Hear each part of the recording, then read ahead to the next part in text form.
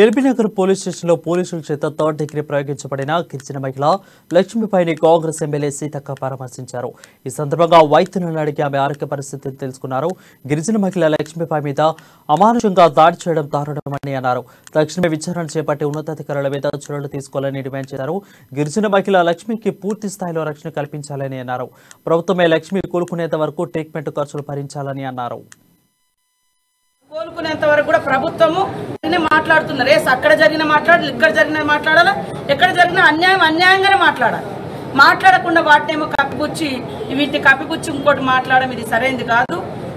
లక్ష్మికి లక్ష్మి గిరిజన మహిళకు పూర్తి స్థాయిలో రక్షణ కల్పించి ఆమెకు జరిగినటువంటి అన్యాయానికి ఖచ్చితంగా న్యాయం జరగాలి. ఆమె పోయిన డబ్బులు వెంటనే ఇవ్వాలి. ఆమె పూర్తిగా ఆమె బిడ్డ ఆమె కోలుకునేంత వరకు కూడా ప్రభుత్వము ఇదే ప్రైవేట్ హాస్పిటల్లో ట్రీట్మెంట్ అందించాలి. ఆమె బిడ్డ వివాహం జరిగేంత వరకు కూడా ప్రభుత్వం వెంట ఉండి నిర్వహించాలని సందర్భంగా డిమాండ్ చేస్తాము.